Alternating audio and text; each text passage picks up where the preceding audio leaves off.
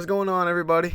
Welcome to the Put 'em on a Poster podcast. If you're new to the channel, my name is Chandler, and let's get directly into today's video, man. So, it feels good to be back, man, finally. But, let's talk about the contenders of the league, man. So, obviously, we're getting towards the end of the season.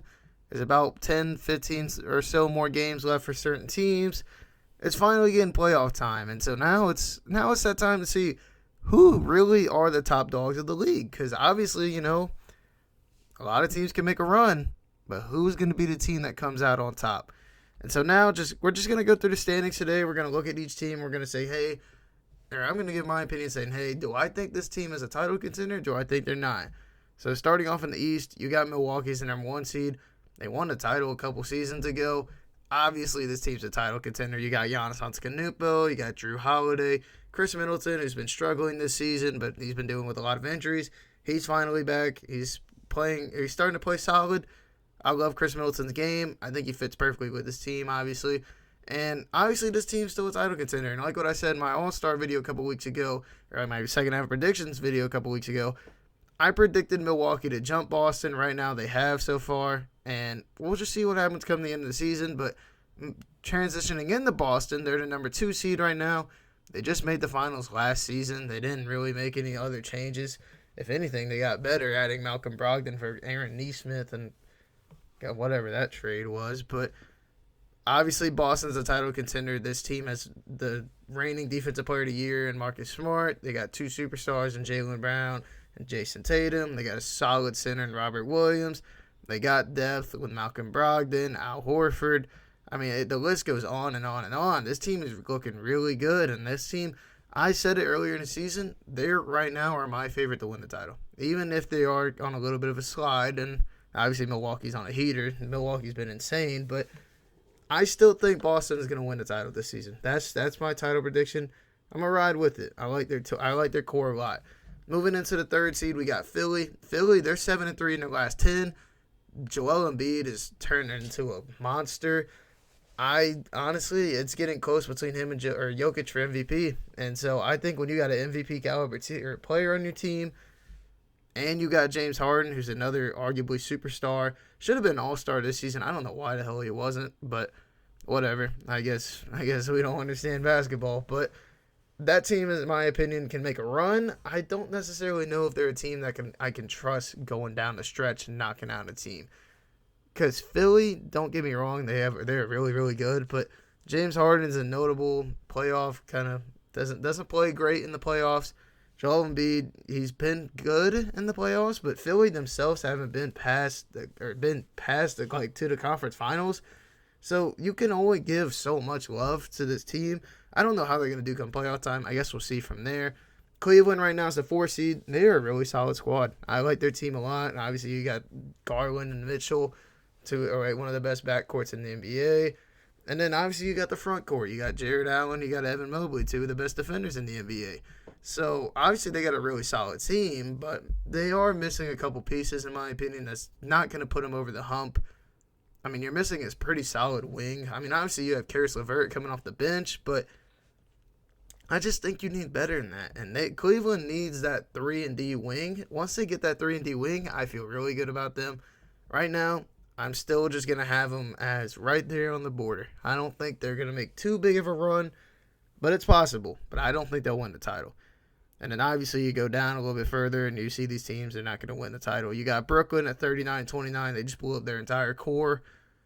Even though I love what they got going right now, but this core isn't anywhere near a title contender. It's just going to be a team that's solid, and I like it a lot. I mean, obviously this Brooklyn team reminds me a lot of the D'Angelo Russell Brooklyn team, where it's like the team's not obviously going to be a title contender and not going to be super, super good, but they're just a fun team, and I like them a lot. They got Mikal Bridges, who's been balling ever since getting traded. You got the Cam Johnson, Dorian Finney-Smith, Spencer Dinwiddie. All these guys have came in and played a huge, huge impact. But somebody that's falling off is Cam Thomas. Why are they taking Cam Thomas' minutes away? This dude put up 2 back-to-back 40-point games and then a 20-point game. Like, he's an amazing scorer. Yes, his defense sucks, but he's been an amazing scorer. So I don't know what happened with that. Ben Simmons, obviously, just terrible. I mean, I don't know, man. Brooklyn got fleeced for Harden for real. But then you look a little bit further. You got New York. New York was on a nice little win streak. They won 9 straight. lost 3 in a row, and then they came back yesterday and beat the Lakers. So who knows with New York, but I just don't think they have that superstar that can win you a title. Obviously, Julius Randle is solid, but I don't know. I just don't see them getting super far in the playoffs. You look at Miami right now. They're in the play-in, as well as Atlanta, Toronto, and Chicago. None of those teams really have a chance to make a run. Miami is solid. Miami can potentially make a run because Miami was just in the Eastern Conference Finals last year, and if Jimmy Butler didn't airball that 3, they would have been in the finals playing the Warriors. So, I mean, you can look at that squad and you can say, hey, maybe they have a chance, but I don't feel too confident in them. Their team this season, for some reason, has just been struggling. It's been a rough season for them. Hopefully they'll get things worked out in the offseason, but obviously you look a little bit further. Atlanta, they're at 500 right now, 34-34. The DeJounte Murray trade has been a little bit underwhelming for him, and you would figure that this team is going to be solid, adding in DeJounte Murray, a defensive guard to put alongside Trae Young, who's one of the worst defenders in the league, but it ultimately just hasn't worked out, and Atlanta just has not been good this season. I mean, they just fired Nate McMillan. Obviously, that's probably a little bit more deeper in basketball, but it just sucks, man. You want to see this team do good, considering they just make a move, and right now it's looking like the Spurs are going to win that trade. So who knows what's going to happen with that? Obviously, Toronto, I don't know what's going on this season. They've just fallen off a cliff. They're 32-36. They've had some terrible luck as of late, especially with the refs, God forbid. And then Chicago, obviously this team has just sucked this season. You got DeMar DeRozan and Zach LaVine and Vucevic. Now you had Pat Bev. I mean, they're still a good team and on paper, but just like watching them in basketball, the eye test just shows you they're terrible at defense, and there's no changing that. Obviously, outside of that, Washington, Indiana, Orlando, Charlotte, Detroit, no chance. I mean, they literally have no chance at all. And so moving out west, you have the Denver Nuggets. Now, the Denver Nuggets are 46-22. They're 6-4 in their last 10. But what's going to happen with them come playoff time? Are they going to play like they should be, or are they not going to have enough experience and say, oh, let's get bounced in the second round?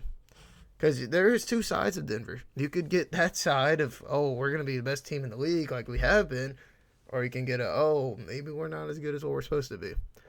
But all the guys are healthy. Aaron Gordon's been damn near an all-star this season. Jamal Murray's been solid.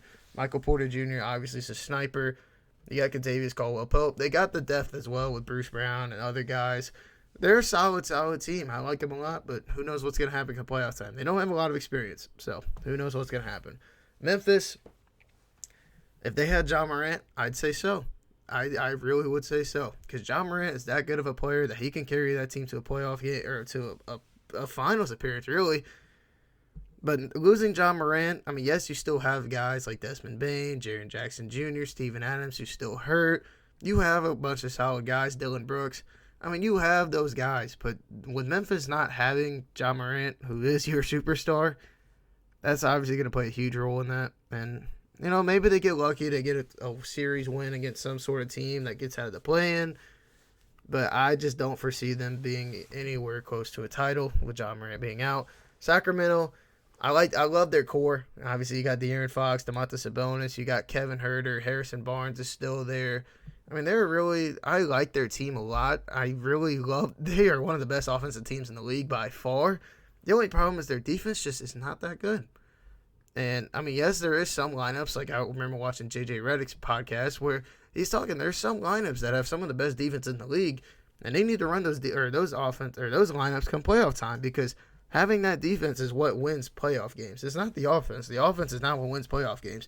Those people lock in and try their hardest on defense to win. So if Sacramento wants to win, they got to play good defense. And I don't foresee this being a title contending year, but I see this being a building year, and I like it a lot. I think they're going to be really solid next season. I think they'll be a higher seed again. And you know what? Maybe they'll make a run next year, which is crazy to say considering Sacramento has made the playoffs in God knows how long. And moving on, you got Phoenix as the 4 seed. They just added Kevin Durant. I mean, before Kevin Durant got hurt, they were really solid. They still have been good since then. They were 3-0, I think, when Kevin Durant was there before he got hurt. It kind of sucks what happened to him. Obviously, he just gets hurt while warming up for a game and supposed to be out for at least a couple weeks, which isn't fun. But Kevin or Phoenix is still a title contender. I mean, even their normal squad won 60-plus games last season. They're going to be fine. They're going to be a title contender, that's for sure. The Clippers are the same deal as Denver in my eyes. What version of the Clippers are you going to get? Because if you get the Clippers version where everyone's lighting it up and you get those random games from those bench players like Terrence Mann, you get those games and they can make another Western Conference Finals run or maybe even a Finals run like you saw last year or a couple seasons ago with them making the Western Conference Finals versus the Suns. Like, I mean, this Clippers team is deep and it has a lot of talent, don't get me wrong, but who knows what's going to happen with them? Because you could have a playoff P, pandemic P, whatever you want to call it. You could have him be terrible. You could have Kawhi Leonard be terrible, like in the bubble, for example. But you could also have this team be arguably the best team in basketball. They're one of the best teams in basketball. So I really think if they're playing good, I think this team's a title contender. If they're struggling and not shooting great from the field, I don't see this team winning a title. It really just depends on them. And Golden State, same deal. Golden State, obviously, they just won the title last season, so you would think they're a title contender, but they're only 35-33 this season. They've been absolutely awful on the road. Like, they cannot win a road game to save their lives. I think I saw something that they only won like 4 or 5 road games this season. Like, that's horrendous. And they're like 21, or they won like most of their games are at home. Most of the games they've won are at home. But they are absolutely awful on the road. And so maybe they get that going, but if they're going to struggle like that on the road in the playoffs as well, which the playoffs is just even more intense, I don't think they make any sort of title run. Who knows, though? They're kind of getting back up to where they were. They're 6-4 in their last 10. Steph Curry just came back. We'll see what happens with them. Minnesota, 34-34. No. I mean, I like Anthony Edwards a lot. He made his first All-Star game this season. One of my favorite players in the league. I love his game. Obviously, you got Rudy Gobert. You just added Mike Conley at the trade deadline. Karl-Anthony Towns will come back sometime soon. But I just don't expect this team to do anything, really. I mean, they just don't have that guy. Yes, Anthony Edwards is taking a big-time step, but you just look at the teams that have those best players in the league, and those are the teams that are really title contenders, to be honest with you. I mean, Dallas, that Kyrie Irving trade just has not worked out. And it's blatantly obvious what the problem is. They traded away their entire defense. Like, Dorian Finney-Smith was a very, very good defender. Spencer Dinwiddie, a pretty solid defender. And you gave all that up for Kyrie Irving, who's a notably bad defender. Yes, he could score like crazy. He can light it up any night. But you have to have that defense alongside you. I don't know why they don't play Christian Wood. I really don't understand it. Because Christian Wood is a monster. And if he leaves and goes to a different team, he will turn into a star. I guarantee you that. Because in January, he was averaging over 20 points and 10 rebounds a game. Like, why is he not playing? He's playing behind Dwight Powell and Maxi Kleber. He's better than both of them. I don't understand that at all. Utah, obviously, they just blew it up with most of their core. They're not going to be anywhere close to a title contender. Now, this is the last team that I think is really interesting, and that's the Los Angeles Lakers. They just added D'Angelo Russell. They just added Malik Beasley. They just added Jared Vanderbilt. You still have LeBron James, who, God forbid, he's been hurt, but maybe he comes back and is solid. Anthony Davis still has a chance to be a superstar. Obviously, he's been struggling the last couple games, but before that, he was averaging almost 35 and 10 while LeBron was out. So, I mean, you don't know what version of the Lakers you're going to get, but I like this version of the Lakers a lot more than what I saw with the Russell Westbrook version of the Lakers. This team can shoot, and they can light it up. Jared Vanderbilt's had a couple really solid games. He had an 18-18 game against Dallas a couple weeks ago. D'Angelo Russell's last 2 games have been 30-plus, been shooting the ball like crazy. Austin Reeves is taking a big-time step with LeBron being out. Malik Beasley's been struggling shooting a little bit, but he's still an amazing shooter as it is. Mo Bamba just got hurt. He's going to be out for the rest of the regular season, but he could come back on playoff time. And obviously, you're missing the king right now. But once every one of those pieces come back, I hate to say it, but I really like their chances to potentially come out of the West. They are that good in my eyes. I really, really like it. And obviously, looking down, you got New Orleans. Zion's been out. I mean, with Zion being out, that's been the big problem. If Zion was healthy, they would probably be a title contender. But Zion's out, and that's hurting them right now. Oklahoma City, my favorite team, man. It was just we're in play-in contention right now, but I don't see us making the play-in. Obviously, we might. It just kind of depends on what happens, but I love our squad, but I think this year would be good. If we make the play-in, that'd be really solid, but even if we don't, I'd be happy with kind of just sitting out and waiting and potentially getting a high pick and going from there. But, I mean, we're adding Chet Holmgren next season. I mean, Jalen Williams has been really – both of the Jalen Williams really have been really, really good. Ousmane Dieng is finally starting to get minutes for us. Shai Gilgeous-Alexander, obviously a superstar. Josh Giddey starting to develop, turning really, really solid as of late. I like our team a lot. We just got to give it time.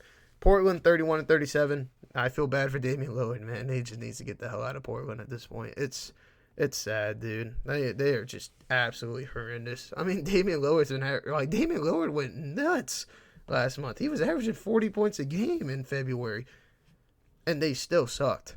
He put up a 70-point game, and they won. Yes, they did win against the Rockets, but, I mean, Damian Lillard was going crazy, and they barely were winning. That shows how bad Portland's been, and it's just sad that's the case, man. And San Antonio and Houston, God forbid, they are awful. I pray for their fans, man. I hope one of them get Wembanyama next season, so maybe they'll be solid again. But I just want to say thank you for watching. I'm sorry the videos haven't been coming out as of lately. It's been a hectic little time as of late. We had our midterms for our school and stuff like that, or in college and stuff like that. So if you're in college, you understand, or you went to college, you understand. It's a lot going on at one time. And then we had spring break, and I just wanted to take some time to enjoy it, just relax, hang out with family and friends. So, I just wanted to say thank you for watching again. If you liked the video, hit that like button, subscribe, and I'll see you on the next one, man. Peace.